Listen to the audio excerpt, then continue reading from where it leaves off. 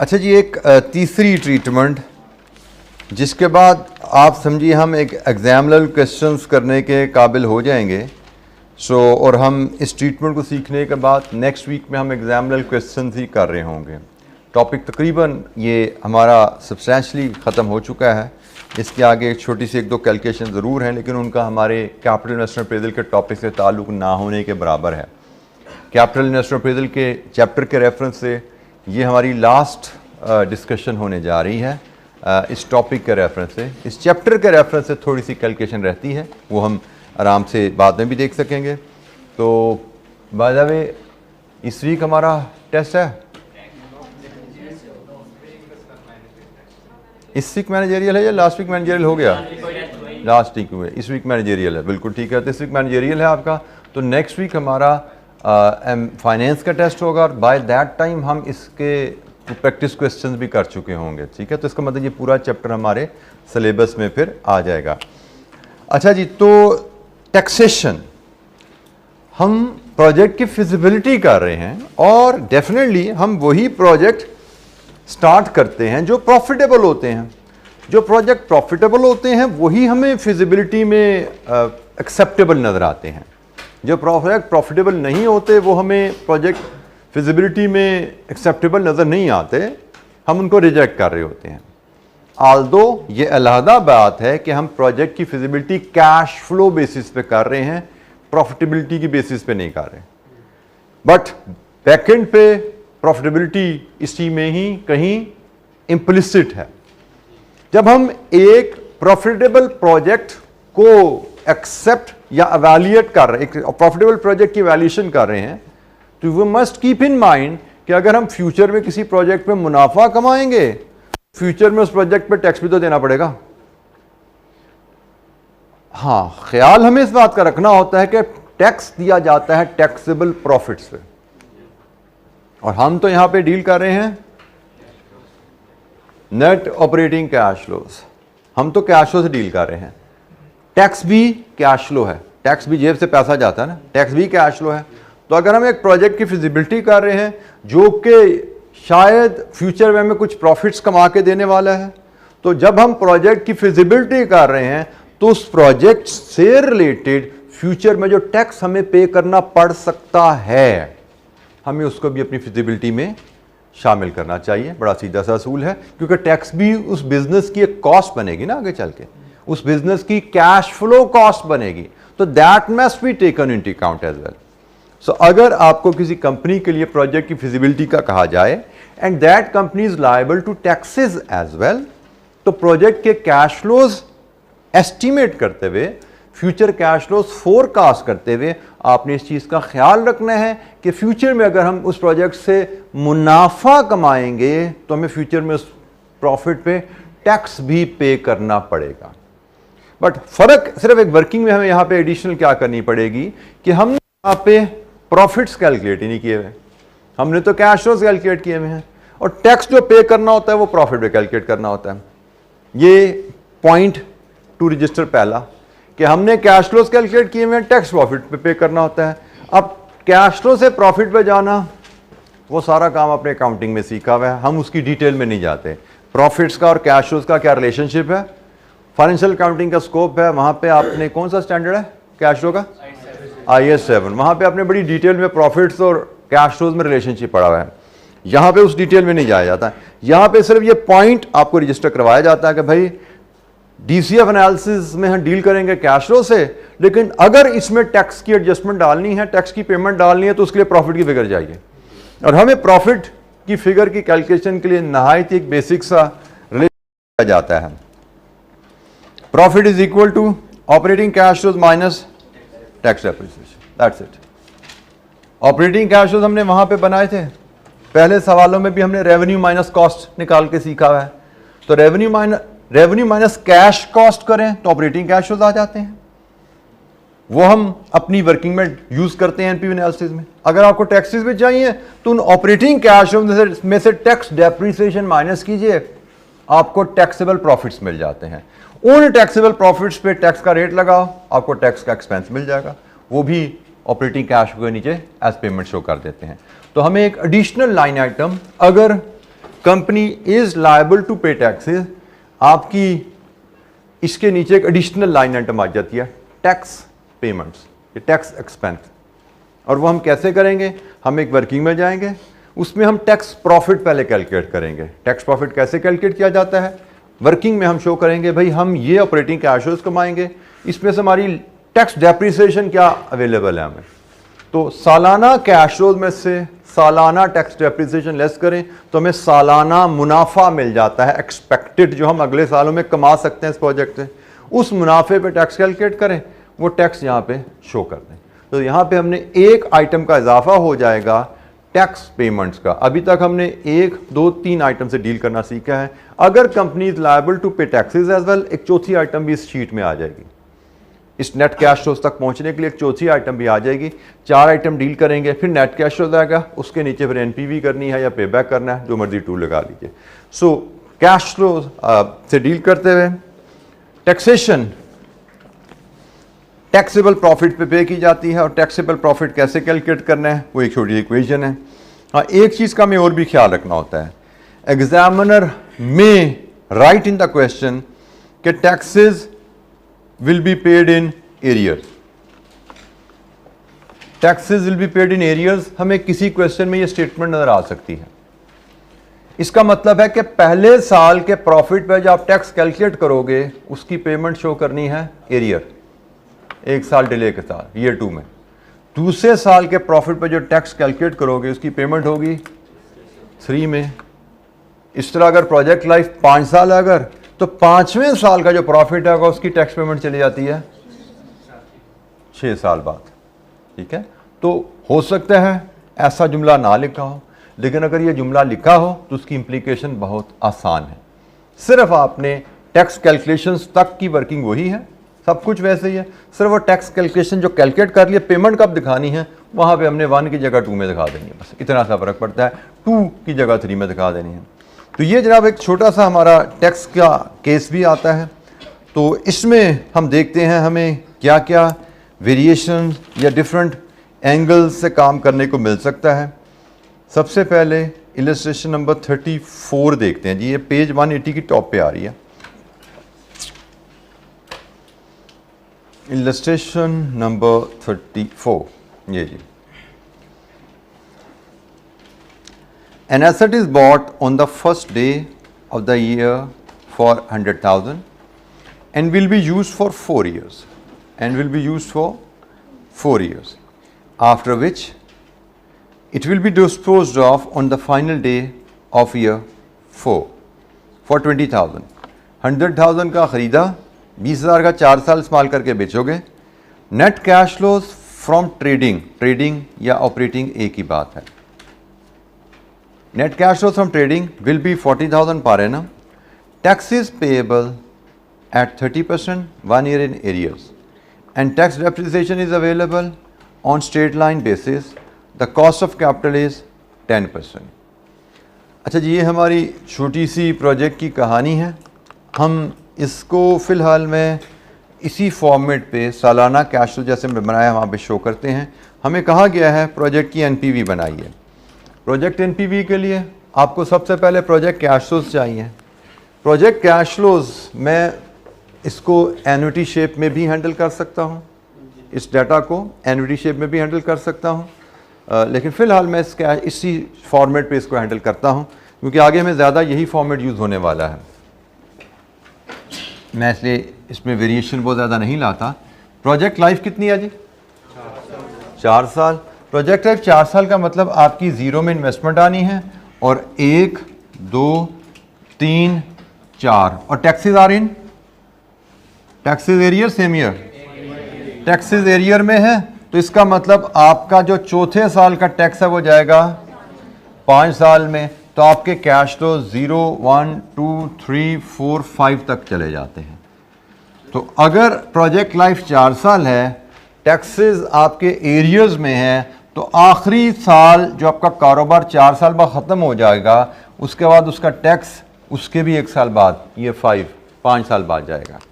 Arrears का मतलब जिस साल का प्रॉफिट उस पे टैक्स उससे अगले साल।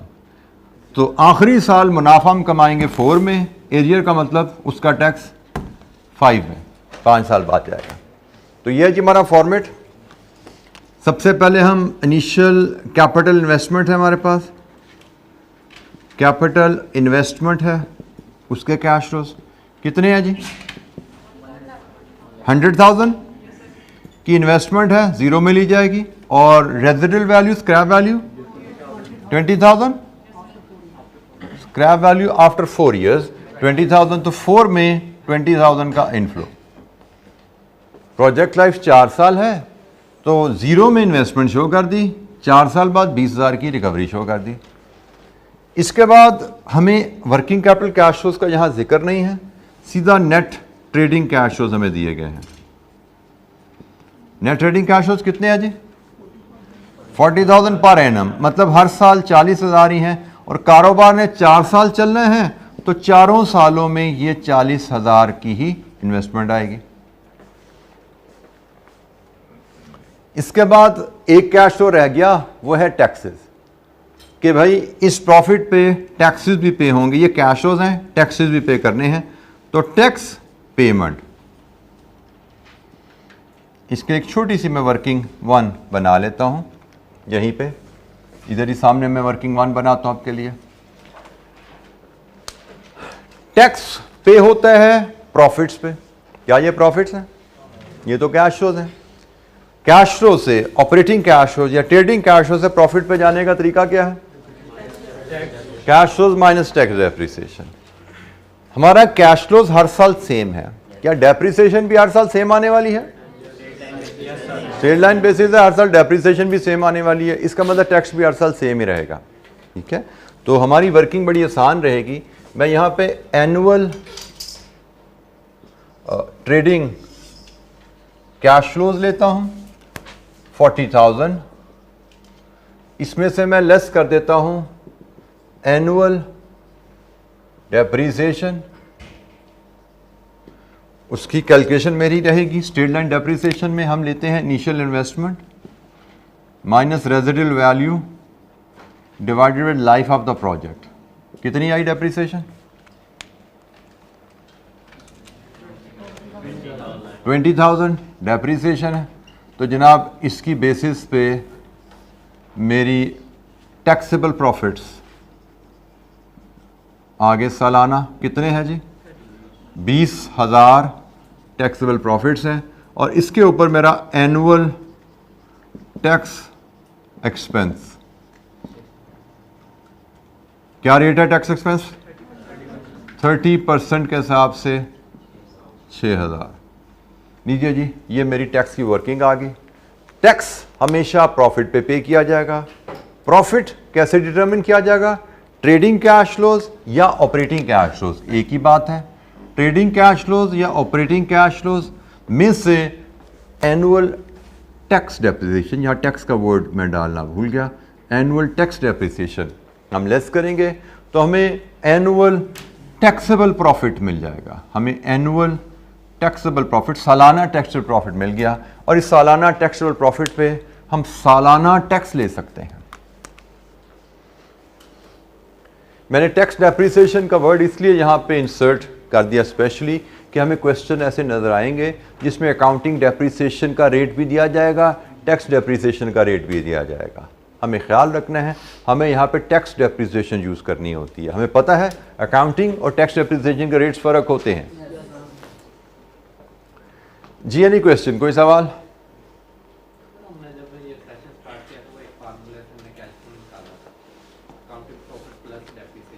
Accounting profit plus depreciation, pay back में हमने कहा था accounting profit plus depreciation is equal to cash flow. तो यही वही इक्वेशन ही रेंज हुई है भाई, ये वही इक्वेशन है, वही इक्वेशन का रुख बदल गया, साइडें बदल गई हैं बस। Profit plus depreciation is equal to cash flow minus depreciation is equal to profit, वही इक्वेशन है, वही रिलेशनशिप है जो हमने पे बैक में सीखी थी। अच्छा जी, टैक्स एक्सपेंस हमारे पास आ गया और ये पे होना है एरियर में। इसका मतलब पहली पेमेंट आएगी, पहले साल के प्रॉफिट का टैक्स जाएगा 2, 3, 4 एंड 5। लीजिए ये आपके प्रोजेक्ट कैश फ्लोज पूरे हो गए हैं। नेट प्रोजेक्ट कैश फ्लोज आपके पास आ गए हैं। हमें कहा गया है इसकी एनपीवी कैलकुलेट कीजिए, सम कीजिए हर कॉलम का। डिस्काउंट फैक्टर आपको कॉस्ट ऑफ कैपिटल क्या बताया गया, 10%, प्रेजेंट वैल्यू और फिर नेट प्रेजेंट वैल्यू। पॉपुलेट कीजिए इस टेबल को, मुझसे नेट प्रेजेंट वैल्यू की फिगर फाइनल शेयर कीजिए क्या आ रही है। Complete the question for NPV.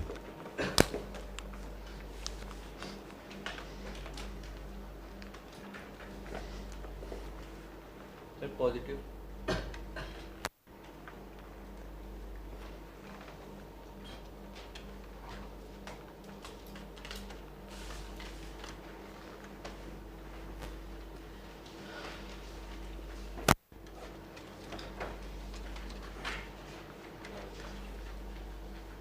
जी क्या बेटा NPV? Positive 2 3 1 3 4 2 3 1 3 4।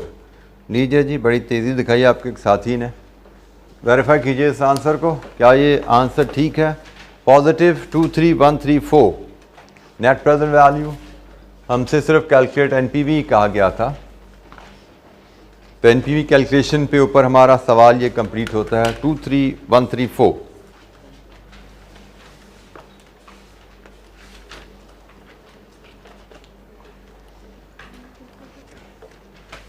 If company is liable to pay taxes, project feasibility में भी हमें टैक्सेस कैश फ्लोज को इनकॉर्पोरेट करना है।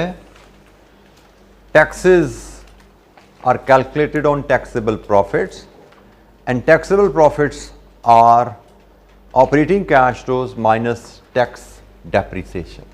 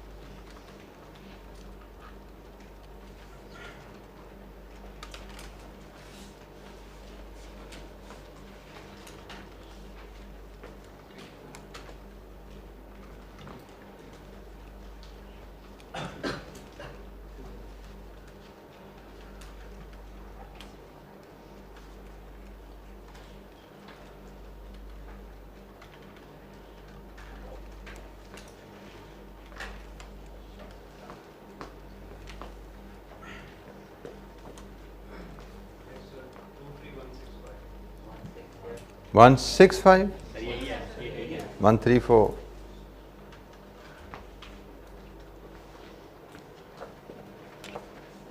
इसमें आपको जो आदत रखनी है, कैलकुलेटर पे डिस्काउंट फैक्टर ज़रूर आपको कैलकुलेट करने आनी चाहिए, लेकिन as a habit, as a practice आप प्रेजेंट वैल्यू टेबल्स के साथ काम किया कीजिए। उसमें यह है कि आपका राउंडिंग ऑफ का मसला भी आपका मैनेज रहता है। 3 डेसिमल तक आपने डिस्काउंट फैक्टर लिखने होते हैं और राउंड ऑफ करके लिखने होते हैं। जब आप कैलकुलेटर पे फैक्टर ले रहे हो तो वहाँ पे 8-10 डेसिमल तक फिगर जाती हैं, आप राउंडिंग ऑफ में केयरलेस रह जाते हो, जिसकी वजह से आपके आंसर थोड़े से डेविएट कर जाते हैं। ऑल्दो राउंडिंग ऑफ एरर की वजह से आंसर्स की डेविएशन को बहुत ज़्यादा पेनल्टी आपको नहीं दिलवाती, बट एक जनरल इम्प्रेशन मार्कर जो आपका पेपर चेकर उसकी नज़र में जाता है कि you being a careless student, तो विच इज़ नॉट गुड। आपके एग्जामिनर को इम्प्रेशन मिलना चाहिए कि आप एक वेल प्रिपेयर्ड और अलर्ट स्टूडेंट हो। Careless casual presentation, careless attitude paper में रिफ्लेक्ट नहीं होना चाहिए। That will reflect badly in your marks. वो 2 नंबर का फ़र्क पड़े, 3 नंबर का फ़र्क पड़े, मैंने शायद पहले भी बोला है कि बात का कहीं ऐसे पॉइंट्स आते हैं जहाँ पे एग्जामिनर की डिस्क्रिप्शन पे आ जाता है, वो आपको 3 नंबर दे, 4 नंबर दे, तो वहाँ पे अगर इंप्रेशन आपने एग्जामिनर की नज़र में एक अच्छा स्टूडियस स्टूडेंट का बनाया हुआ है तो आपको वो थोड़ी सी लिवरेज देगा, 3 की जगह 4 दे देगा। लेकिन अगर आपने इंप्रेशन उसका कैजुअल अपना रखा हुआ है उसकी नज़र में और केयरलेस वर्किंग का प्रेजेंटेशन आपकी भी अप टू द मार्क नहीं है, तो फिर जहाँ पे उसका सब्जेक्टिविटी आएगी, थोड़ा सा उसमें फ्लेक्सिबिलिटी आएगी, वहाँ पे वो आपको बेनिफिट नहीं देना चाहेगा, आपको बेनिफिट ऑफ डाउट आपको नहीं मिलेगा।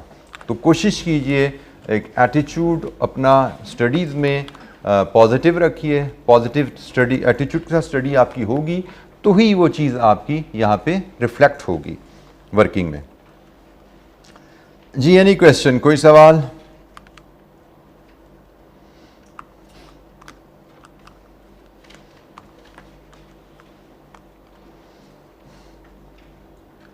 अच्छा जी, एक इलस्ट्रेशन हम और देखते हैं। इसमें सिर्फ हमें से टैक्स डेप्रिसिएशन कैलकुलेट करवाने को कहा जा रहा है। टैक्स डेप्रिसिएशन की कैलकुलेशन से हम फेमिलियर हैं already, basically reducing balance depreciation है, तो रिड्यूसिंग बैलेंस डेप्रिसिएशन से हम फेमिलियर हैं।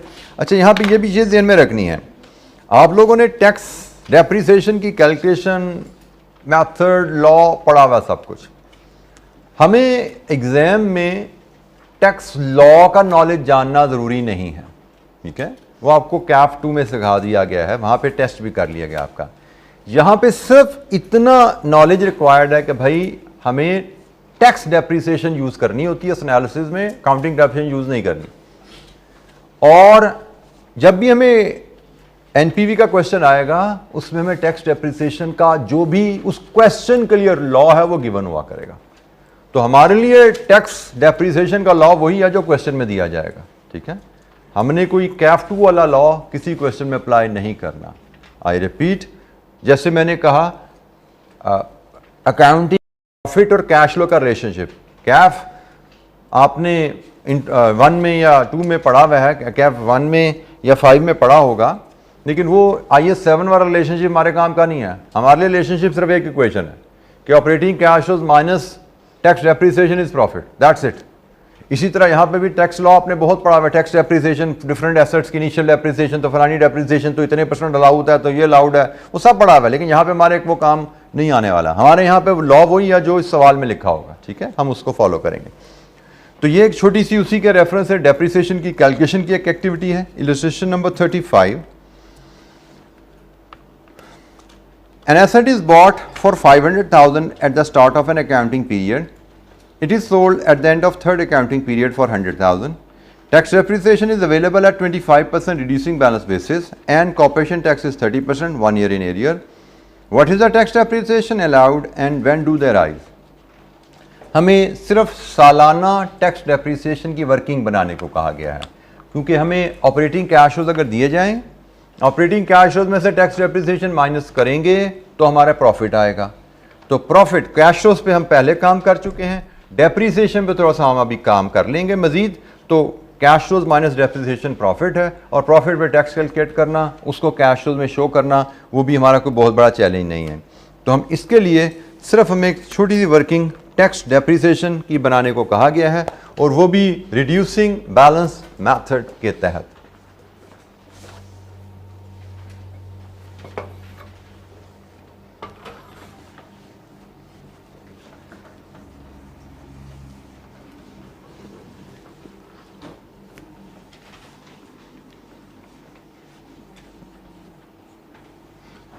इलस्ट्रेशन नंबर ये कौन सी थी जी जो हम करने जा रहे हैं? 35। इलस्ट्रेशन नंबर 35 है, और हमें टैक्स डेप्रिसिएशन का शेड्यूल हम बनाते हैं जी। टैक्स डेप्रिसिएशन शेड्यूल हम बनाते हैं, हमें ये बनाने को कहा गया है। टैक्स डेप्रिसिएशन एक एसेट जिसकी कॉस्ट इनिशियल 5 लाख है, जिसकी लाइफ 3 साल है, जिसकी रेजिडुअल वैल्यू स्क्रैप वैल्यू 3 साल बाद 1 लाख है, और टैक्स डेप्रिसिएशन का rate 25% reducing balance, 25% reducing balance, ठीक है जी। तो रिड्यूसिंग बैलेंस डेप्रिसिएशन की वर्किंग हम 2 कॉलम में बनाएंगे। एक पहला कॉलम होगा हमारा टैक्स डेप्रिसिएशन का, और दूसरा कॉलम हमारा होगा ईयर ऑफ डेप्रिसिएशन का। रिड्यूसिंग बैलेंस डेप्रिसिएशन का बेसिक असूल आपको याद रहना चाहिए, it is always calculated on initial investment. एक हमने अभी स्ट्रेट लाइन डेप्रिसिएशन भी कैलकुलेट की थी ना, हमने कहा था स्ट्रेट लाइन डेप्रिसिएशन में हम initial investment minus residual value by life करते हैं, ऐसे ही है। लेकिन reducing balance depreciation is always calculated on initial investment cost, उसमें रेजिडुअल वैल्यू एडजस्ट नहीं होती। तो जनाब पहली डेप्रिसिएशन रहेगी हमारी 5 लाख का 25%, 1,25,000, और पहली डेप्रिसिएशन हम क्लेम करेंगे 1 में। तो 1 year period चल रही है। बेटा वो टैक्स पेमेंट का ईयर है, डेप्रिसिएशन तो अकाउंटिंग प्रिंसिपल के तहत चलती है ना, डेप्रिसिएशन तो अकाउंटिंग प्रिंसिपल के तहत चलती है। जिस साल आपने एसेट खरीदा, अकाउंटिंग प्रिंसिपल के तहत, मैचिंग प्रिंसिपल के तहत आपको डेप्रिसिएशन चार्ज करनी है। अच्छा जी, हम डेप्रिसिएशन का यूज़ करेंगे, टैक्स प्रॉफिट कैलकुलेट करेंगे, टैक्स प्रॉफिट पे टैक्स पेमेंट निकालेंगे। एरियर का फैक्ट ये है कि भाई 1 की जगह इधर दिखा देना, सिर्फ ये है इसका फैक्ट, ठीक है। डेप्रिसिएशन कैलकुलेशन में एरियर या एडवांस का कोई ताल्लुक नहीं होता। अच्छा जी, नेक्स्ट ईयर WDV पे चल रहे हो, WDV क्या बनी? 5 लाख माइनस 1,25,000, 375,000, रिड्यूसिंग बैलेंस 25%, 93,750, ये आई जनाब 2 में। इसके बाद बारी है 3 की, और 3rd ईयर के बाद हम डेप्रिसिएशन इस पे क्लेम नहीं कर सकते, ऐसा ही है। 3rd year is the year of disposal, 3 साल बाद तो हमने एसेट डिस्पोज ऑफ कर देना है, इसके बाद तो डेप्रिसिएशन इस पे क्लेम नहीं हो सकती। So you should recall. अच्छा, यहां पे ना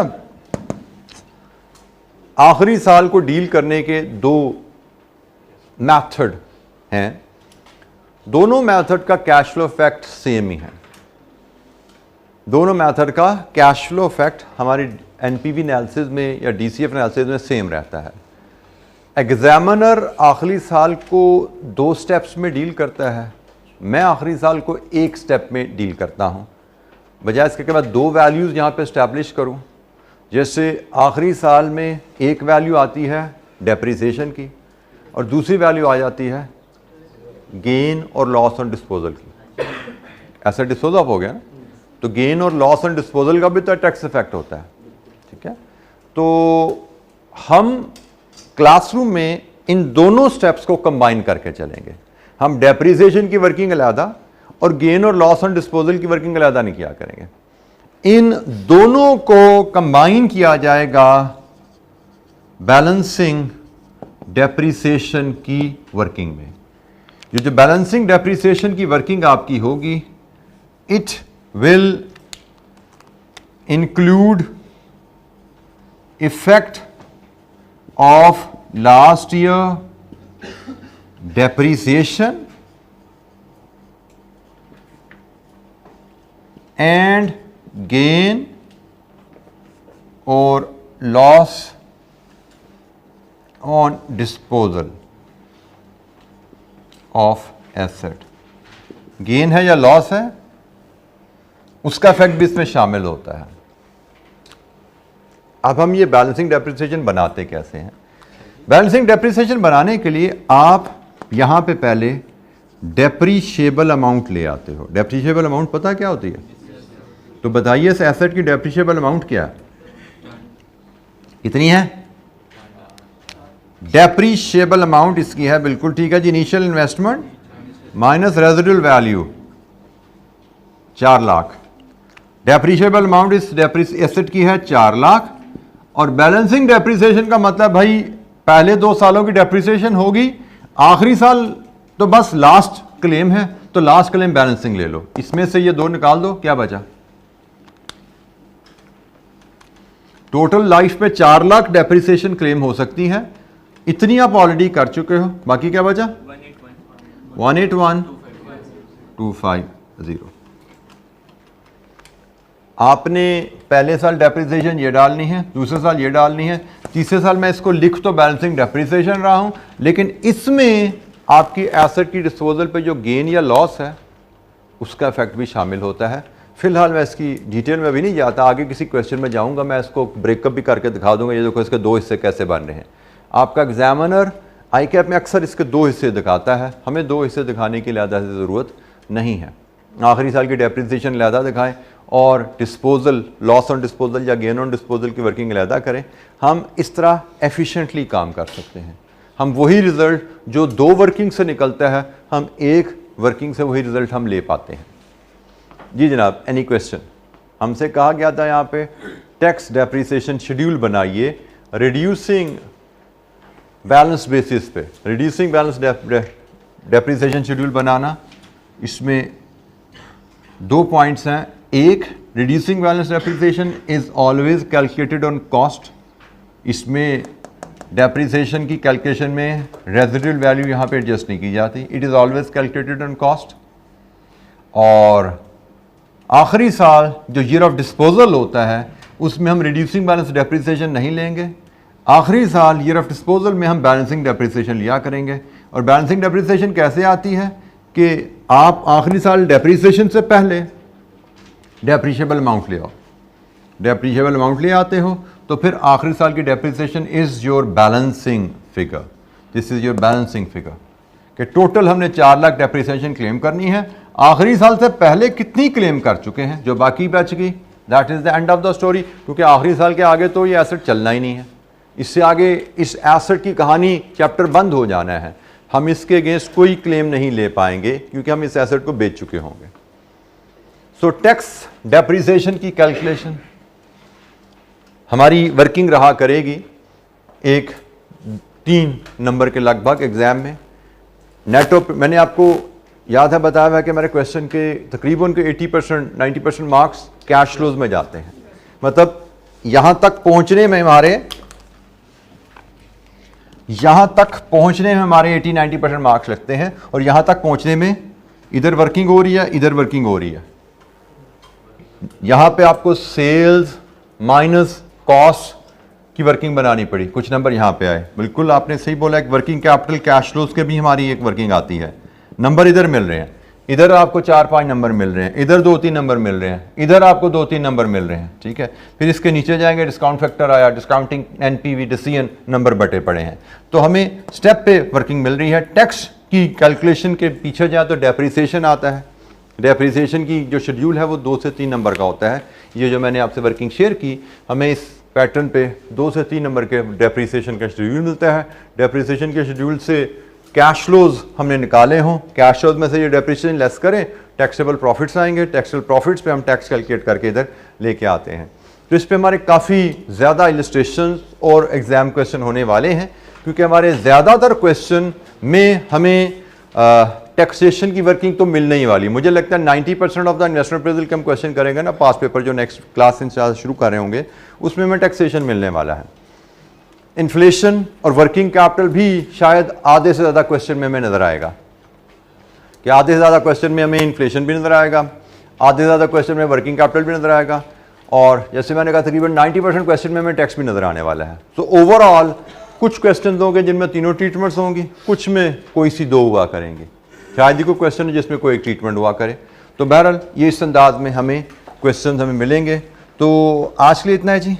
अगली क्लास में इंशाअल्लाह हम इसकी 1-2 इलस्ट्रेशन बेसिक सी टैक्स की और हैं वो करेंगे और फिर एग्जामिनल क्वेश्चन पे हम चले जाएंगे। एग्जामिनल क्वेश्चन हमारे पास यहाँ पे नोट्स में भी मार्क्ड हैं, ये कुछ लिस्ट है, लगभग यही सवाल हैं शायद जो हम क्लास में करेंगे। और 1 2 3 4 5 6 7 8 क्वेश्चन हैं जो हमारा एजेंडा रहेगा इस चैप्टर को कंप्लीट, इस टॉपिक को कंप्लीट करने के बाद। आगे जैसे मैंने कहा छोटी सी कैलकुलेशन एक है लेकिन वो कैपिटल इन्वेस्टमेंट अप्रेजल से ताल्लुक नहीं है, एक स्टैंडर्ड वर्किंग है जो हमारे इस चैप्टर में जोड़ दिया है कि आपने उसको भी इंशाअल्लाह देखेंगे। ठीक है जी। जी बैलेंसिंग डेप्रिसिएशन रिड्यूसिंग बैलेंस में आती है। स्ट्रेट लाइन डेप्रिसिएशन में तो simply initial investment minus residual value divide with life, हर साल की डेप्रिसिएशन बराबर, कहानी खत्म। जी जनाब, कोई सवाल? Residual value is estimated value, yes.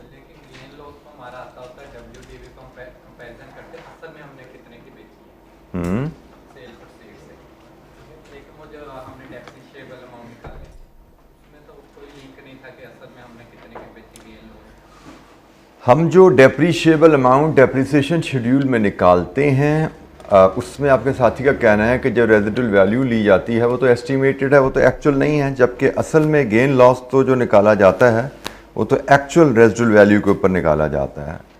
तो बेटा एक्चुअल डाटा को लेकर जो काम किया जाता है वो अकाउंटिंग है। We are not doing accounting, we are doing decision making. Decision making हमेशा फ्यूचर के बारे में की जाती है, और फ्यूचर का डाटा कभी एक्चुअल नहीं होता। ठीक है, डिसीजन मेकिंग में हम हमेशा एस्टिमेटेड डाटा यूज़ कर रहे होते हैं। ठीक है, डिसीजन मेकिंग है, फ्यूचर के बारे में है। जी, कोई और सवाल किसी और बच्चे के जहन में? कोई और सवाल? अच्छा जी, कुछ और इलस्ट्रेशन एक दो और देखते हैं, then we will move towards the exam level question. Illustration number 36 है जी हमारे पास। यही जो काम हम सीख रहे थे इसी को कंटिन्यू करते हुए, डीलिंग विद टैक्सेशन। इसकी रिक्वायरमेंट है जी हमारे पास, if the company's cost of capital is 12%, should the project be accepted. मतलब प्रोजेक्ट की फिजिबिलिटी पे बात हमें करने को कहा जा रहा है 12% कॉस्ट ऑफ कैपिटल के साथ। Scarlet Shield produces accounts to 31st March annually. A project under consideration is as follows. Investment 900,000 की on 1st April. Inflows 3,50,000, 4,00,000, 4,50,000 after 1 year, 2 year and 3 year. Project cash flows हैं. Equipment has a scrap value of 150,000 at the end of 3 year. The company pays corporation tax at 30% at the end of the year following that for which tax is charged. मतलब arrears में जिस साल से tax relate करता है उससे अगले साल के एंड पे टैक्स पे किया जाता है, मतलब एरियर्स में टैक्स पे किया जाता है। Investment will qualify for tax depreciation eight 25% per annum on reducing balance. इसमें मैं पहले भी बता चुका हूँ, एग्जामिनर हो सकता है आपको डेप्रिसिएशन के दो रेट दे दे, एक टैक्स और एक अकाउंटिंग। हमें ख्याल रखना है कि हम टैक्स डेप्रिसिएशन शामिल करते हैं DCF एनालिसिस के लिए। तो ये जनाब डाटा है, प्रोजेक्ट लाइफ 3 साल है और टैक्सेस एरियर्स में है। इसका मतलब हम इन्वेस्टमेंट तो लेते हैं 0 में और 1 से लेकर 3 तक हमारा प्रोजेक्ट चलेगा और जो 3rd ईयर के जो प्रॉफिट्स होंगे उस पर टैक्स जाएगा 4 में। तो हमारा फॉर्मेट जो दिखेगा, जो फॉर्मेट होगा वो भी डिफरेंट कैश फ्लोज हैं हर साल के, तो उसके मुताबिक हम, ये रजिस्ट्रेशन नंबर कौन सी है? 36। तो डिस्क्रिप्शन का कॉलम 0, 1, 2, 3 एंड 4, ये फॉर्मेट है जी हमारा, जिस पे हम यहाँ पे हम डिस्क्रिप्शन लेंगे कैश फ्लोज में। सबसे पहले है कैपिटल इन्वेस्टमेंट के रिलेटेड कैश फ्लोज, रुपीज में वैल्यूज में बताई गई हैं। इनिशियल इन्वेस्टमेंट कितनी है? 900,000, 0 में आउटफ्लो लिया जाता है इनिशियल इन्वेस्टमेंट को। इसी की रेजिडुअल वैल्यू में बताई गई है 150,000। 3 साल लाइफ है, 3 साल बाद 150,000। इसके बाद हमें नेट ऑपरेटिंग कैश फ्लोज की फिगर्स दे दी गई हैं। पहले साल 3,50,000, दूसरा साल 400,000, तीसरा साल 450,000। अब हमें बताया गया है companies liable to pay taxes as well. तो टैक्सेस के लिए हम एक वर्किंग बनाएंगे, टैक्स पेमेंट वर्किंग 1। जी बेटा,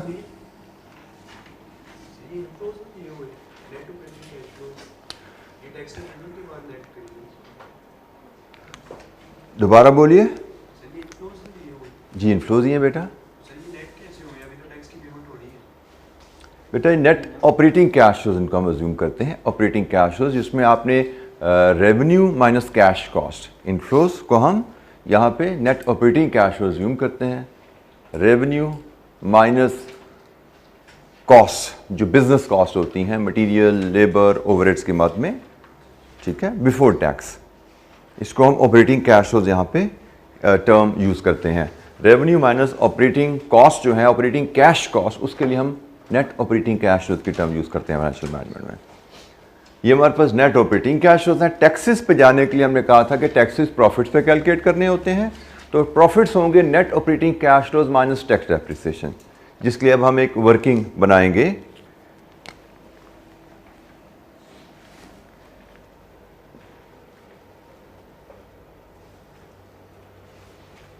तीन साल बिजनेस चलना है, तो 3 साल के लिए हमें प्रॉफिट कैलकुलेट करना पड़ेगा।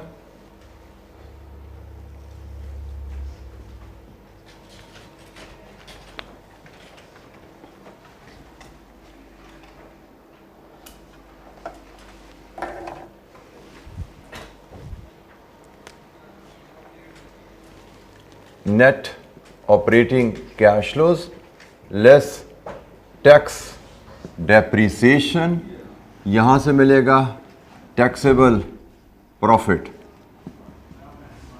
जिस पे हम कैलकुलेट करेंगे टैक्स। क्या रेट है टैक्स का? 30%। लीजिए जी, हमारे पास ऑपरेटिंग कैश फ्लोज रुपीस में फिगर अवेलेबल है 350,000, 400,000, 450,000। डेप्रीसिएशन रिड्यूसिंग बैलेंस मेथड पे वर्किंग 1.1 से इसको हम डील करेंगे। डेप्रीसिएशन की वर्किंग हम दो कॉलम में बनाते हैं। पहला कॉलम होता है टैक्स डेप्रीसिएशन, दूसरा कॉलम होता है year of depreciation. Reducing balance depreciation is always calculated on initial cost, जो क्या है 9 लाख, और डेप्रीसिएशन का रेट क्या है 25%। तो पहली डेप्रीसिएशन 2,25,000 और ये आ गई 1 में। WDV मेथड में एक जरा शॉर्टकट देखिएगा जरा, 2, 3, 4 तक, सॉरी 3 साल लाइफ है, 3 साल तक जाना है हमने जी। शॉर्टकट आपके पास होता है कि जब आप WDV डेप्रिसिएशन कर रहे हैं, इंस्टेड के आप अगले साल रिटर्न ऑन वैल्यू कैलकुलेट करें, उसका 25 लें। एक शॉर्टकट कैलकुलेशन मेथड है, पिछली डेप्रिसिएशन का 75 ले लें आप, तो आप WDV की कैलकुलेशन से बच जाते हैं। कितना बना 225 का 75%, 168,750। और रिटर्न डाउन डेप्रिसिएशन का एक असूल आपको बताया है कि आखिरी साल हम हमेशा बैलेंसिंग डेप्रिसिएशन लिया करेंगे, और बैलेंसिंग डेप्रिसिएशन के लिए हमें यहाँ पे डेप्रिशिएबल अमाउंट चाहिए। और डेप्रिशिएबल अमाउंट क्या होती है? Initial investment minus residual value. कितनी है जी? 900,000 माइनस 150, इट इज 750,000। तो यहां से देख लीजिए आपकी बैलेंसिंग डेप्रिसिएशन क्या आती है। टोटल डेप्रिसिएशन में से ये दो डेप्रिसिएशन जो ऑलरेडी क्लेम हो चुकी है माइनस कर दीजिए, 356,250। ये जो हमारा डेप्रिसिएशन का शेड्यूल आ गया। हमें 3 साल एसेट यूज करने हैं। 3 सालों में हम क्या सालाना डेप्रिसिएशन क्लेम कर रहे होंगे, it is available. Annual depreciation over 3 year हमारी क्या रहने वाली है? वर्किंग 1.1 से हम इसको यहाँ पे एक्सटेंड करेंगे, 225,000, 168,750 एंड 356,250। लीजिए जी, प्रॉफिट, टैक्सेबल प्रॉफिट पहले साल 125,000, दूसरा साल 231,250, तीसरा साल 93,750। इसका प्रॉफिट टैक्स 30% के हिसाब से 37500, 69,375, 28,125। लीजिए जी, ये हमारे पास 3 साल हमने बिजनेस चलाना है। 3 सालों में हमारा सालाना टैक्स क्या बनेगा?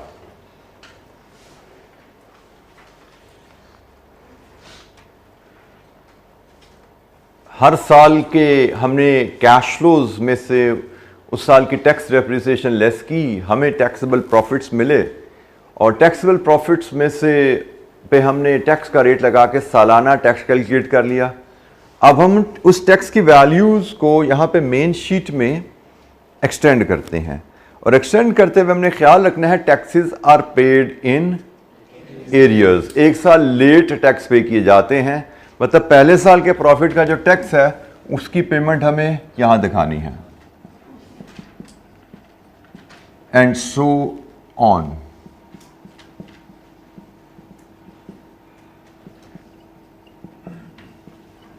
लीजिए जी, ये हमारे पास कैश फ्लोज हैं। अब यहाँ पे आप नेट कैश फ्लोज बनाएंगे, नेट प्रोजेक्ट कैश फ्लोज हैं। ये तमाम इन्वेस्टमेंट के, ऑपरेशंस के और टैक्सेस के कैश फ्लोज हम ले चुके हैं। इसके बाद इसको डिस्काउंट फैक्टर लगाएंगे 12% का, प्रेजेंट वैल्यू और नेट प्रेजेंट वैल्यू। कंप्लीट कीजिए इस क्वेश्चन को फॉर नेट प्रेजेंट वैल्यू। और कोई चीज़ समझ नहीं आती पूछिए, किसी कैलकुलेशन पे कोई गाइडेंस हेल्प चाहिए पूछिए।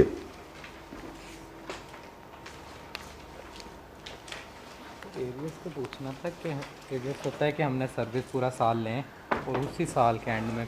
बेटा टैक्सेस में एरियर का कॉन्सेप्ट होता है कि आप जिस साल के प्रॉफिट्स का टैक्स है उससे अगले साल उसकी पेमेंट होगी। जैसे यहाँ पे हमारे पहले साल के ये प्रॉफिट कैलकुलेट कर रहे हैं ना आप, इस पे जो टैक्स कैलकुलेट करेंगे वो एरियर में, क्योंकि टैक्स तो कैलकुलेट ही साल के एंड पे होता है ना भाई। टैक्स तो कैलकुलेट ही साल के एंड पे हुआ, तो एरियर का मतलब उससे अगले साल बात चली जाएगी।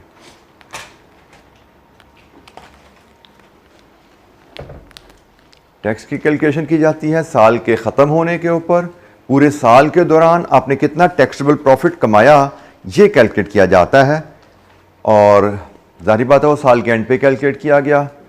एरियर्स में उसकी पेमेंट शो करनी है, तो मतलब एक साल के एंड पे आपने उस साल का प्रॉफिट कैलकुलेट किया, उसकी पेमेंट नेक्स्ट ईयर में शो करेंगे आप।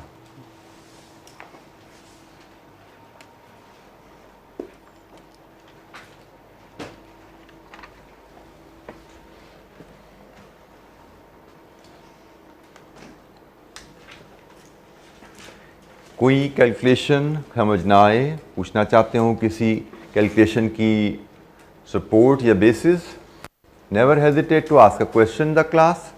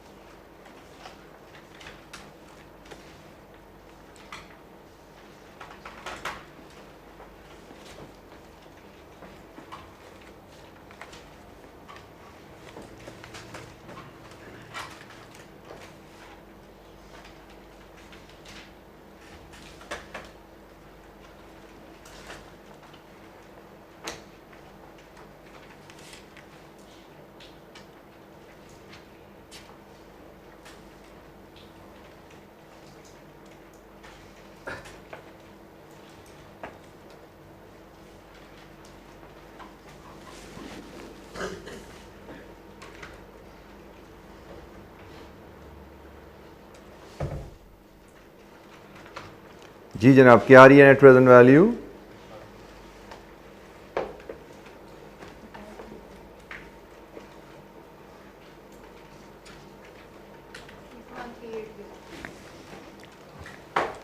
जी 61380 पॉजिटिव, एनपी इज पॉजिटिव। हमसे पूछा गया था बताइए क्या ये प्रोजेक्ट फीजिबल है, तो हमारा decision is project is feasible, that should be accepted. Project feasible है, एक्सेप्ट करना चाहिए। किसी वैल्यू की कैलकुलेशन में कोई सपोर्ट चाहिए, कोई डिसएग्रीमेंट है आपका तो पूछिए।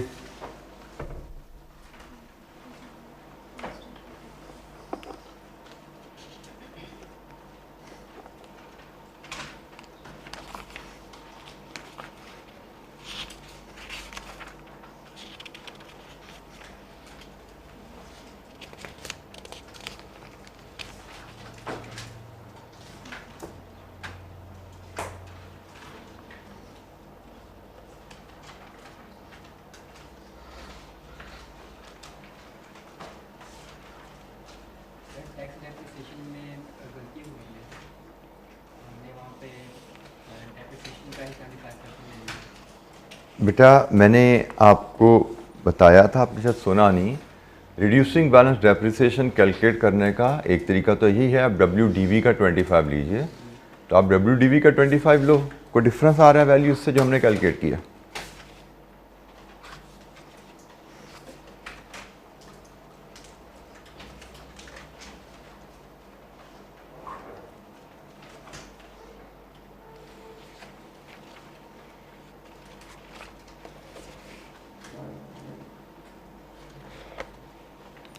अल्टरनेट मेथड है विच सेव्स यू टाइम।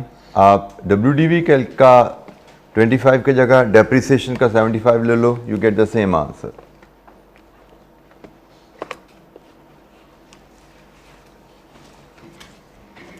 जी जनाब, एनी क्वेश्चन? किसी स्टूडेंट को कोई दिक्कत है किसी कैलकुलेशन में?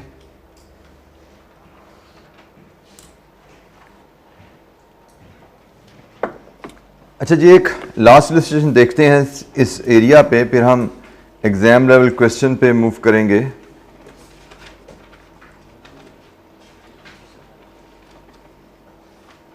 Illustration number 37।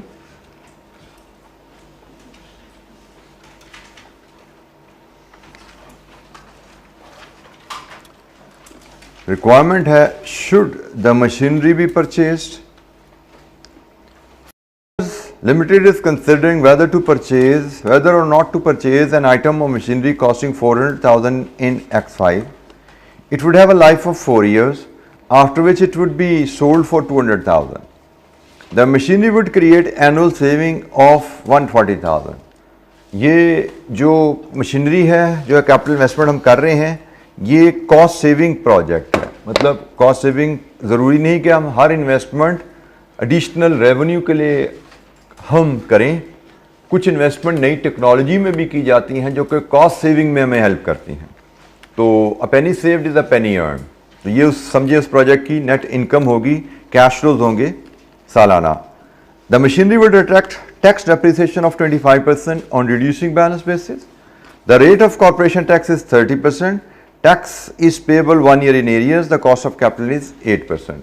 लीजिए जनाब, ये सवाल है 4 साल लाइफ वाले एक प्रोजेक्ट है। इस सवाल में एक नई चीज़ हमें सीखने को मिलेगी जो हमने इससे पहले क्वेश्चन में नहीं देखी।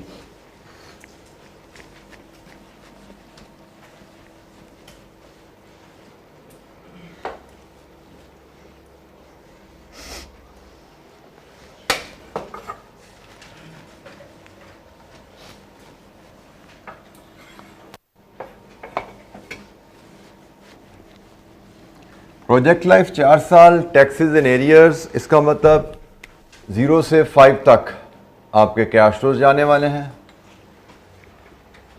0, 1, 2, 3, 4 and 5।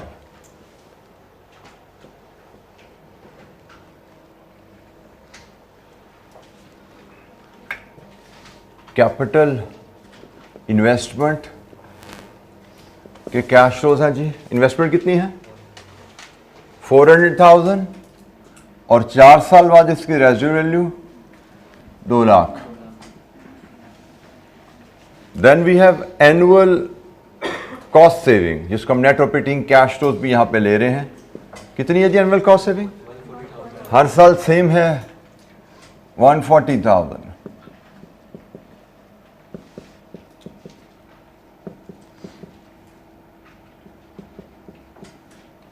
इसके बाद हमें टैक्स पेमेंट्स पे काम करना है और से वर्किंग 1 हम टैक्स पेमेंट के लिए एज बिफोर बनाएंगे। यहाँ से हमें नेट प्रोजेक्ट कैश फ्लोज मिलेंगे। फिर डिस्काउंट फैक्टर क्या है? Cost of capital. Cost of capital 8%, present value और नेट प्रेजेंट वैल्यू। ये हमारा शेड्यूल इस तरह कंप्लीट होगा। अच्छा जी, अब हमें टैक्स की वर्किंग बनानी है। टैक्स की वर्किंग वही रहेगी, प्रॉफिट्स पे टैक्स कैलकुलेट किया जाता है। प्रॉफिट्स कैसे आते हैं? Net operating cash flows minus tax depreciation. तो वर्किंग 1, 4 साल लाइफ है जी, तो 4 साल प्रॉफिट कमाएंगे। 1, 2, 3 और 4। हमारे लिए एनुअल कॉस्ट सेविंग यही हमारा नेट ऑपरेटिंग कैश फ्लोज है। गिवन है हमें हर साल 1,40,000 और हमें इस पे annual depreciation, tax depreciation less करनी है। यहां से हमें टैक्सेबल प्रॉफिट आएगा और इस पे हम टैक्स कैलकुलेट कर लेंगे।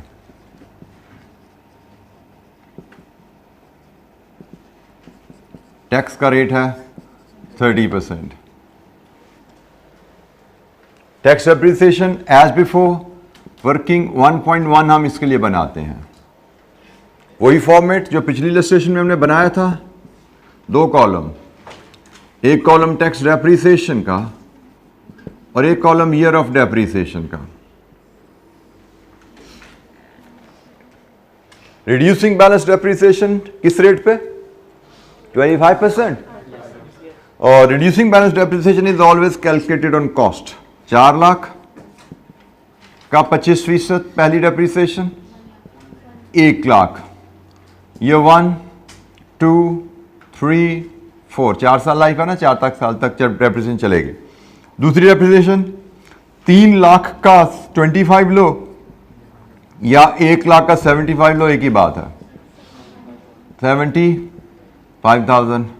नेक्स्ट 75,000 का 75%, 56,250। अब आखिरी डेप्रिसिएशन लेनी है which has to be balancing, और बैलेंसिंग डेप्रिसिएशन के लिए टोटल डेप्रिसिएशन चाहिए which is initial investment minus residual value. ये आती है जी आपकी 2 लाख। तो अब निकालिए आपकी बैलेंसिंग डेप्रिसिएशन क्या आ रही है? 31250 negative. This is the key information. Balancing depreciation जब पॉजिटिव वैल्यू आती थी ना, तो that used to be an expense. जब नेगेटिव वैल्यू आ रही है, this will be treated as income. अब यहां पे मैं आपको फिर एक प्रायर लर्निंग से रिलेट करूं, यहां पे इनकम कैसे आ गई।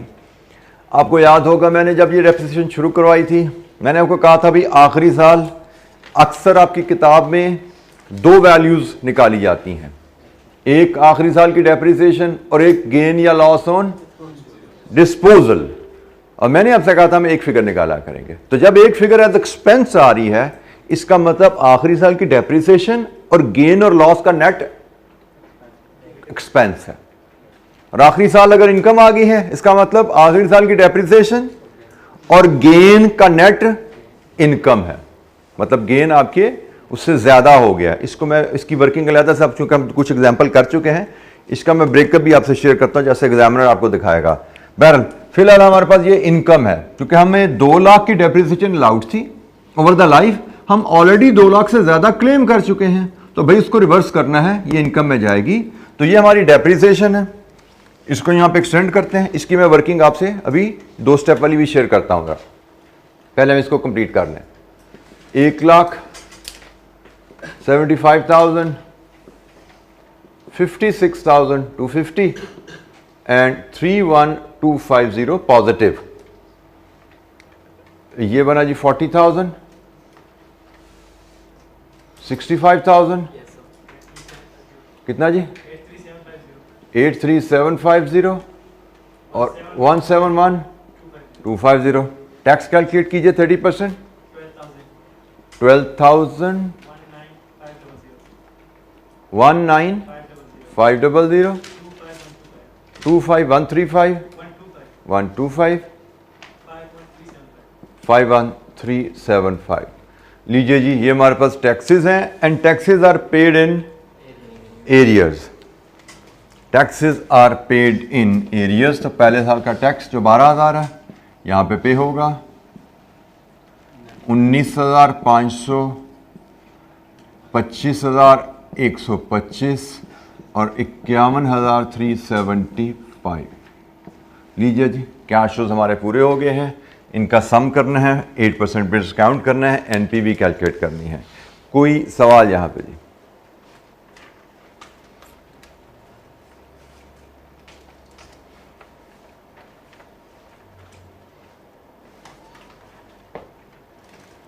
Any question?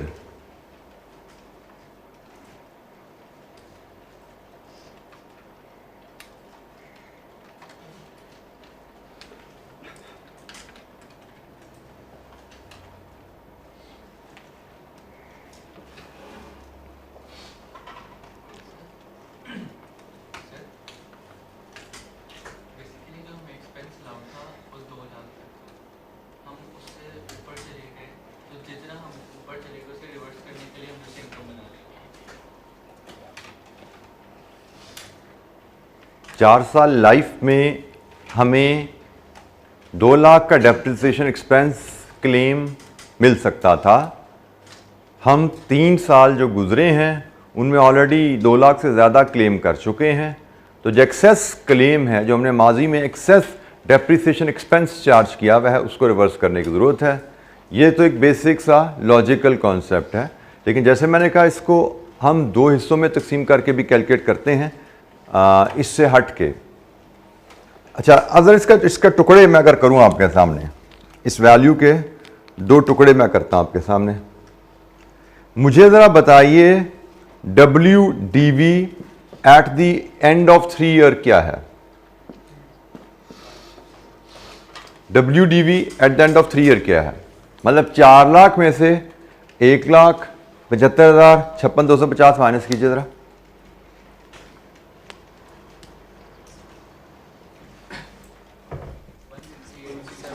वन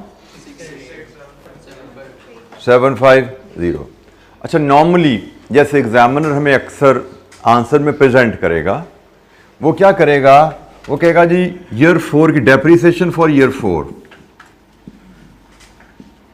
WDV पे कैलकुलेट कीजिए ज़रा, कितनी बनती है डेप्रिसिएशन ईयर 4 की? तो 25% है। 42188, यह आखिरी साल की डेप्रिसिएशन है।